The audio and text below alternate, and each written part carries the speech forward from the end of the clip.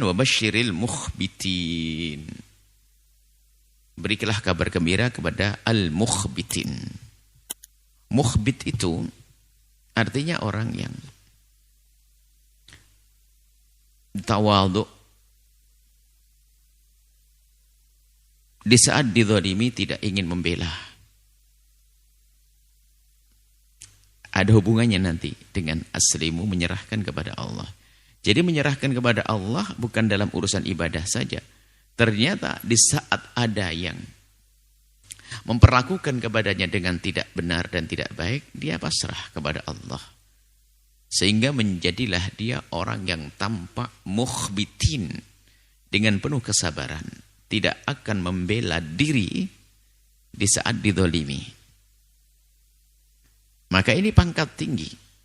Bahkan disanjung-sanjung dalam banyak ayat. Tentang orang-orang yang seperti ini. Wabasyiril mukhbitin ini. Orang mukhbit.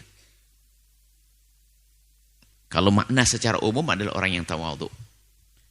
Jadi tawadhu di sini tentu diarahkan tawadhu kepada Allah sesuai dengan makna aslimu. Serahkan dirimu kepada Allah, maka sesaat seseorang memasrahkan dirinya kepada Allah, maka menjadilah dia orang yang tawadhu kepada Allah Subhanahu wa taala. Akan tapi mukhbitin itu ternyata luas, maknanya bukan sekedar urusannya pasrah kepada Allah di dalam perintah ibadah dan seterusnya, keimanan dan seterusnya, akan tapi ternyata dia di saat berurusan dengan manusia lebih memasrahkan kepada Allah, bahkan di saat diperlakukan oleh orang lain dengan cara yang tidak benar. Maka menjadilah dia orang mukhbit yang tampak sabar, tidak dendam. Bahkan disebutkan orang-orang ini adalah orang bertakwa, orang-orang mulia. Seperti yang disebutkan di dalam Al-Quran juga tentang manusia disanjung. Ahli surga adalah wal kadhiminal ghaidha, itu mukhbit itu situ. Wal kadhiminal ghaidha wal 'afina 'anil nasi wallahu yuhibbul muhsinin. Jadi mukhbit itu orang semacam itu. Kadhiminal ghaidha. Jadi beri kabar gembira orang mukhbitin.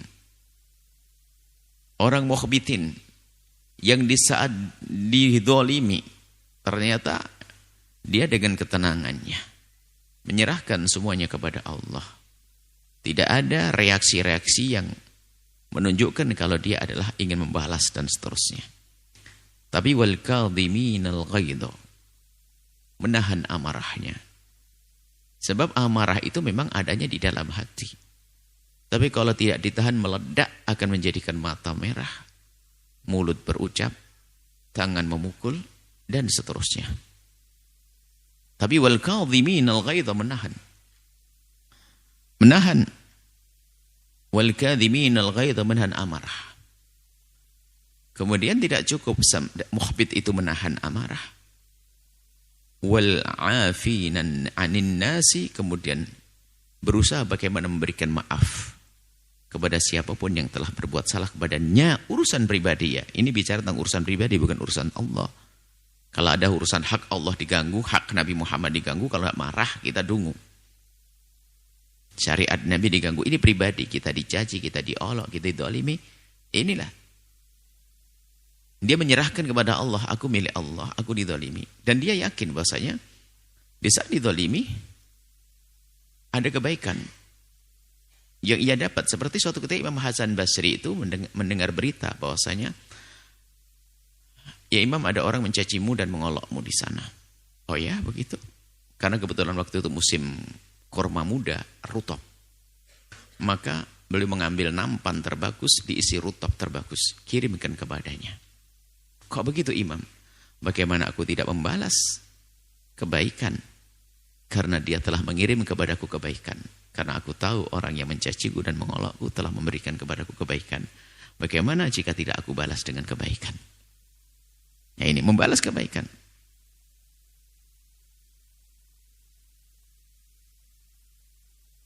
Maka sampai para orang yang faham makna ini, makna bahwa orang yang dicaci, digunjing itu sebetulnya telah diberi hadiah kebaikan oleh orang yang menggunjing. Sehingga perkataan di kalangan ahli khair, orang yang hatinya sudah tingkat tinggi itu terheran-heran Jika ada orang disakiti kok membalas dengan kejelekan. Aneh. Ada orang diperlakukan jelek tapi membalas dengan jelek. Jadi bagi mereka adalah hal yang mengherankan. Kenapa? Karena dia itu sebetulnya diberi kebaikan, kok membalas kejelekan? Karena kebaikan bagi orang yang sudah kenal Allah itu bukan di dunia saat ini, langsung kebayang surga sana. Lihat, ini mukhbitin. Sudah tingkat tinggi. Jadi dizolimi sama orang kebayang ini adalah tabungan pahalaku nanti di akhirat. Urusan pribadi, bukan urusan Allah. Urusan pribadi itu maksudnya di sana, hak saya dan sebagainya. Kalau urusan Allah harus marah dong. Syariat Nabi Muhammad diganggu. Kita diajak maksiat. Ganggu kita ini. Lain cerita, kita nggak boleh terima, nggak boleh pasrah. Diajak minuman keras, nggak apa-apa. Dipaksa mau enggak, silakan. Ini bukan itu. Diajak melakukan kehinaan, ya namanya bukan. Tapi hak kita. Kita dicaci, kita diolok, hak kita diambil dan seterusnya. Kita digunjing. Maka sesungguhnya mereka telah memberikan kebaikan kepada kita. Termasuk dalam satu hadis. Baginda Nabi menyebutkan, bertanya kepada sahabat Nabi, atadruna manil muflis, apakah kalian tahu siapakah orang yang bangkrut? Sahabat Nabi banyak pedagang-pedagang yang ngerti orang bangkrut, orang yang dagang tidak punya lama wala dinar wala dirham, nggak punya tidar, nggak punya fulus, habis duitnya untuk berbisnis, itu bangkrut. Nabi menjawab, bukan itu orang muflis. Orang bangkrut itu adalah dia, itu dia yang ya'ti yaumil qiyamati bi sholatin wa zakatin wa siyamin. Orang yang merasa bahwasanya di dunia dia adalah berzakat ada, puasa ada, sholat ada, punya banyak ibadah sholat. Akan-tapi wa qad daraba hadza wa syatama hadza wa qadhafa hadza wa akhadha mala hadza. Tapi kerjanya di dunia itu adalah lengkap. Kadang nyaci si A, menggunjing si B, memukul si C, mengambil harta si D. Rupanya banyak kezaliman. Maka di akhirat dia harus membayar itu semuanya. Dia mengembalikan kepada orang yang didoliminya itu dengan pahalanya, mengganti pahalanya. Sehingga pahala sholat, pahala haji, pahala puasanya diberikan kepada orang yang didolimi. Ternyata habis. Karena sudah habis pahalanya untuk digunakan membayar tadi, maka diganti. Yang didolimi tadi kalau ada dosanya, dari dosanya ditumpangkan kepada dia yang ahli ibadah. Makanya disebut sebagai orang bangkrut, kayaknya ahli surga, ternyata di neraka. Bangkrut. Nah, orang mukhbit ini sehingga tampak tawadhu, sehingga begitu agungnya dia. Di saat ingin menolak itu dengan kelembutan, ingin menjelaskan, iya, di saat kita difitnah dan sebagainya menjelaskan, tapi tanpa lebih dari itu. Menjelaskan saja bahwa saya tidak seperti itu. Tentunya dengan bermacam-macam cara untuk menjelaskan. Tapi bukan dalam rangka dia membalas, tidak. Karena kadang ada sangkut pautnya dengan keluarga. Kita difitnah begini, ada keluarga, ada orang lain. Menjelaskan, tapi bukan dalam kebencian, bukan dalam dendam dan sebagainya.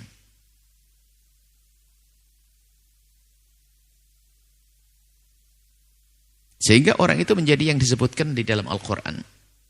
Idfa billati hiya ahsan. Kalau kita ingin membalas orang yang berbuat zalim kepada kita, tentunya dengan cara yang baik. Bahkan menaklukkan lawan tanpa peperangan itu adalah dengan perilaku baik dan maaf. Kelepak-kelepak dia. Orang yang berbuat jahat kepada kita, mencaci dan mengolok dan segala macam, ternyata kita balas dengan santun. Itu adalah tendangan mematikan. Dia nggak bisa apa-apa lagi. Dengan perilaku kita yang seolah-olah kita ini tidak punya musuh. Sampai disebutkan dalam Al-Quran kan, idfa billati ahsan. Fa idzal ladzi bainaka wa bainahu adawatun ka'annahu waliyyun hamim. Sampai derajat tingginya orang kelas tinggi ini dengan orang yang memusuhinya pun ternyata dipandang manusia seperti waliyun hamim, orang dekat dan sahabat karibnya. Begitu dahsyatnya dia memperlakukan orang yang memusuhinya. Ka'annahu waliyyun hamim. Karena dia tidak menampakkan depan siapapun kalau dia membalas permusuhan orang dengan permusuhan. Bahkan di saat membagi rezeki dapat juga senyum ditebar juga kepada dia dan seterusnya. Dan ini adalah makom yang hendaknya semua kita mencari. Sehingga betul. Nanti pada akhirnya dia akan menjadi orang yang paling indah di dunia sebelum masuk surga. Lapang hati, mukhbit. Sehingga mukhbit menjadi tampak tenang. Seperti orang tidak pernah kena ombak dalam kehidupannya. Enggak pernah ada yang mengganggu seolah-olah. Mukhbit, betul, tenang. Karena apa? Diganggu pun tidak merasa terganggu. Wah ini. Diganggu tidak merasa terganggu. Ini orang kelas tinggi, orang hebat, mukhbitin. Maka beri kabar gembira kepada orang ini. Kamu basyir ini kabar gembira itu disampaikan di dunia, bukan di surga nanti, bukan. Ini bukan bicara tentang surga. Surga ya, ayat basyiril mukhbitin, berikan kabar gembira di dunia. Dengan apa? Dengan ketenangan yang ia temui, ketentraman dalam dirinya. Sebaliknya, orang yang dipenuhi dengan dendam di dalam dirinya, lihat. Dia menjalani hidup capek. Biarpun di tempat yang luas seperti sempit, sehingga perlu pergi ke Mars. Ada orang mau pergi ke Mars itu nggak punya kawan di dunia. Wong kita aja di sini masih ada hutan belantara di Kalimantan sana, pesawat jatuh aja nggak ketemu. Ngapain pergi ke Mars? Tidak senang hidup dengan sesama manusia. Makanya ya harus hidup dengan nggak tahu. Nah ini kalau permasalahan hati. Tapi kalau orang sudah bisa mengolah hatinya, mereka akan menemukan bahwasanya di dunia ini seperti di surga, belum masuk surga. Akan berlaku keindahan ini otomatis kepada siapapun yang ada di kiri kanannya. Dimulai dari suaminya, istrinya, anaknya, pembantunya. Karena dia memperlakukan pembantu dengan kasih dan cinta. Bukan seperti budak yang direndahkan. Bahkan mungkin dia akan berterima kasih kepada pembantunya sehari 10 kali, 15 kali. Kenapa? Tanpa mereka akan kesusahan dalam hidupnya. Ada suami istri ini lihat, dendam sama suaminya. Kerjaannya marah dan sebagainya. Sama istrinya juga begitu, kalau tidak marah bukan dia. Apa itu? Kebodohan. Tingkat tinggi. Apa indahnya seperti itu? Keras kepala. Ya sudah begitu dengan keras kepalanya, dia tidak menyadari keras kepalanya. Maka sering kami sampaikan, tidak akan bisa dibenahi rumah tangga seorang perempuan yang hanya bisanya menyalahkan, tidak merasa dirinya salah. Seorang suami yang hanya bisa menyalahkan, tidak pernah merasa dirinya salah.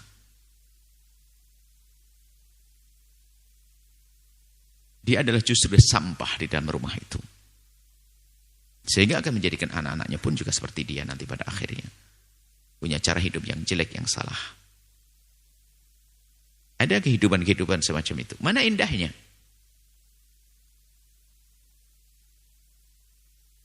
Apalagi nanti setelah itu ada dikarunia anak lagi. Anak tumbuh bukan dari cinta itu. Tumbuh murni dari syahwatnya. Dari kebutuhan-kebutuhannya. Mana keindahan di balik itu semuanya? Dengan saudara berebut waris. Padahal indah yang sesungguhnya adalah di saat kita bisa memberikan hadiah istimewa buat adik kita, kakak kita. Bukan di saat ulang tahun saja. Akan tapi mungkin di saat bangun rumah. Sepertiga aku tak bantu adikku. Seperempat aku bantu adikku. Tapi tidak. Si hamba yang tersiksa di dunia itu adalah, lihat. Dia berebut waris, tidak ada hentinya, tidak ada ujungnya. Bermusuhan. Maka mukhbit ini luar biasa. Mukhbitin. Orang yang tenang tampak. Tenang di dalam hidupnya. Sehingga kalau ditanya ada orang ganggu kamu? Tidak ada. Sementara orang melihatnya dia ganggu oleh siapa-siapa. Boleh diganggu oleh orang banyak. Kenapa? Dia sudah kebal sehingga tidak pernah terganggu. Al-mukhbitin. Lah orang-orang seperti itu lihat. Orang yang semacam itu ada tanda lain lagi. Alladzina idza dzukirallahu wajilat qulubuhum. Maka buahnya nanti lihat. Begitu mudah hatinya bergetar di saat disebut nama Allah, dekat kepada Allah. Karena ukurannya memang Allah. Dan dia menjadi mukhbit tidak bisa kecuali karena Allah. Bisa saja orang iya. Nanti ya. Saya nggak enak aja ada mertua saya. Nggak enak aja ada ininya. Nanti di luar tempat ini. Tapi kalau karena Allah, Allah melihat dia setiap saat. Bahasanya, engkau sabar. Engkau tabah. Engkau memaafkan. Allah. Alladzina dzikirallahu wajilat qulubuhum. Yaitu inilah. Makanya kalau kita perhatikan mukhbit yang kita jelaskan panjang lebar tadi, ini lihat. Tentu dimulai dari kedekatannya kepada Allah. Di saat disebut nama Allah. Sehingga di saat marah pun ingin menguasai dirinya, maka marah pun akan tersingkirkan. Marah yang ingin menguasai hatinya, marah akan tersingkirkan dengan getaran di hatinya di saat disebut nama Allah. Dengan berzikir luluh. Menjadi sejuk. Wasabirin, dan dia menjadi orang yang penuh dengan kesabaran. Alama asabahum, apa yang Allah timpakan kepada mereka dari jeleknya perilaku saudara, jeleknya perilaku pasangan, jeleknya perilaku teman. Bahkan tidak bersahabatnya alam dengan dia, adanya bencana dan sebagainya, tidak akan mengganggu dia. Dia tetap dalam ketenangannya, mukhbitin. Kesejukannya. Wal muqimis salati wal muqimis salati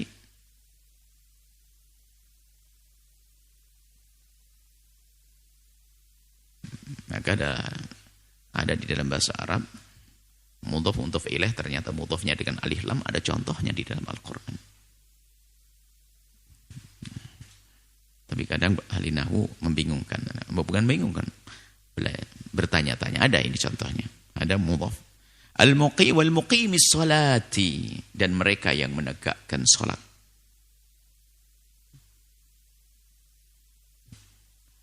Wal muqimis salati tentu ditandai dengan yang sudah disebutkan, termasuk di antaranya dia akan rajin menegakkan salat. Karena dia menemukan, dan seorang beriman hendaknya menemukan bahwa di dalam sholat yang ditegakkan itu adalah untuk menemukan ketenangan. Hiruk pikuk dunia akan ditinggalkan. Lalu dia beralih kepada sholatnya. Dan itu yang dirasakan Nabi SAW. Nabi sering berkata kepada Bilal, ya Bilal, arihna bis sholati. Bilal, maksudnya kapan waktu sholat tiba? Aku pengen tenang dengan sholat. Apakah Nabi tidak tenang? Oh tidak. Di dalam sholat ketenangan, di atas ketenangannya orang yang tenang. Arihna bis sholati. Bikin aku senang, tenang. Kapan sholat tiba maksudnya? Jadi orang yang seperti ini akan rindu dengan ibadah sholat. Kapan sholat tiba? Bahkan di saat mendengar Allahu Akbar, Allahu Akbar, spontan dia mengucapkan Alhamdulillah sudah tiba waktuku. Sehingga antara waktu sholat dengan waktu sholat terasa lama. Bukan seperti kita, sudah asar belum apa-apa. Sudah maghrib belum apa-apa. Ini berbeda sekali. Oke lah. Kita berusaha perlahan belajar. Wa mimma razaqnahum yunfiqun. Kemudian dari apa yang Allah karuniakan kepada mereka didermakan. Rezeki dari Allah banyak. Harta di antaranya yang paling tampak. Untuk bisa berbagi. Ternyata bukan itu saja. Ilmu berbagi. Tenaga kita bagi. Sehingga menjadilah dia orang yang ringan. Tangan dalam membantu. Cekatan membantu. Coba. Dari sifat-sifat yang disebutkan ini akan menjelaskan sifat mukhbit, tawadhu. Orang sombong itu gak bisa membantu orang lain, susah. Mungkin dia adalah seorang direktur perusahaan raksasa. Melihat seorang bapak-bapak tua nyebrang susah, dia rela dengan sukarela turun dengan dasinya yang mengkilat itu, dia akan membonceng, nggak akan gengsi dia. Karena ingin berbagi kekuatannya, dia orang kuat untuk nyebrang.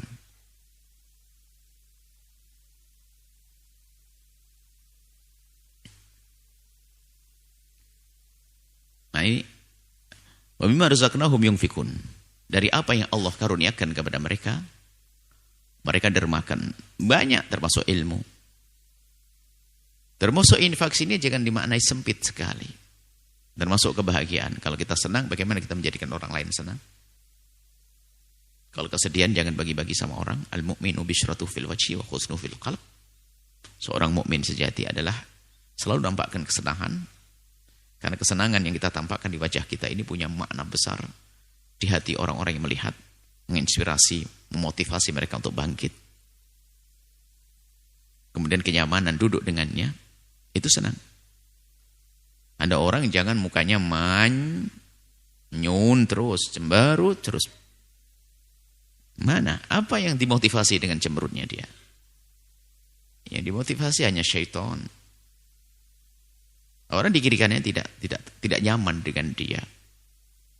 Sehingga termasuk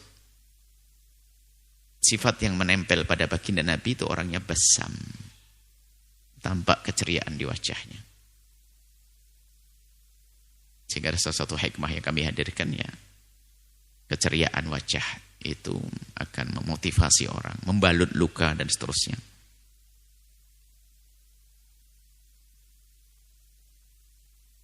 Orang yang mencintaimu melihat senyummu, dari orang-orang dekatmu melihat senyummu, baginya adalah kebahagiaan.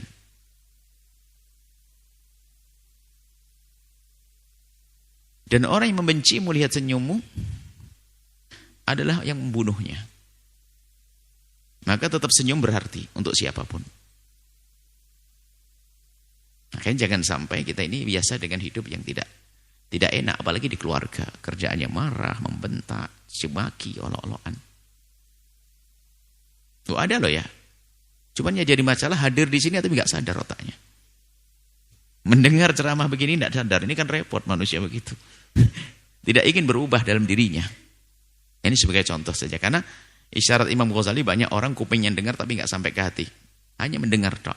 Dan tidak sadar. Kalau yang diajak bicara manusia itu nggak sadar kalau dia juga manusia. Dipikir ini ilmunya untuk kucing. Sehingga dua manusia yang nggak akan menjadi baik dengan nasihat seindah apapun adalah itu. Pertama orang yang tidak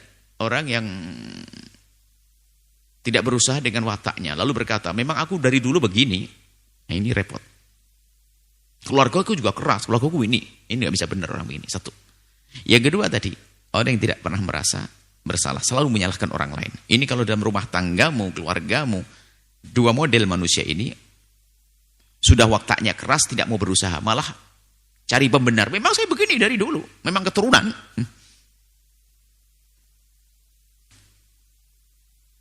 Keturunannya syaitan. Sebab panas itu kan syaitan. Dia menyadari itu bahaya sekali. Makanya ini harus kita tegasi masalah ini. Nggak boleh menyerah, karena hidupmu tidak indah. Yang kedua adalah apa-apa langsung nyalain pasangannya. Tidak pernah dia koreksi diri. Kalau sudah model begini tidak bisa dibenahi karena kebodohannya. Biarpun dia nanti menikah lagi dengan orang yang katanya dia membuat kerusakan. Dia dengan siapapun dia membuat kerusakan. Kan permasalahannya dia. Duri di mana-mana tetap jadi duri. Karena balon meletus. Karena kulit kita sakit. Nggak ada enaknya, nggak bagusnya. Duri. Maka jangan jadi duri. Dalam daging kehidupan keindahan. Jangan jadi duri. Ini kekotoran. Baik. Wa ma razaqnahum yunfikun, berbagi senang, bagi bahagia. Perlu berbagi. Termasuk bagi rizki. Nah itu pun lihat bagi seorang mukhbitin. Memberi itu adalah kesenangan yang luar biasa. Alhamdulillah aku bisa bantu ya Allah. Ada orang butuh kepadanya, perlu. Bahkan orang itu adalah mungkin pernah punya masalah jelek dengan dia. Pernah mencaci, mengolok dan sebagainya. Tapi saat ini punya hajat, sakit dia. Dia bingung, ya Allah ada duit enggak? Alhamdulillah ada duit. Ada kesenangan. Keluar duit senang. Dahsyat atau tidak? Dia keluar duit senang. Senangnya luar biasa. Allah. Tanya istrinya, ada lagi enggak, Ma? Ada tambahannya? Ya Masya Allah, Alhamdulillah. Ya Allah, sini. Ajib. Dahsyat sekali. Itulah mukhbitin.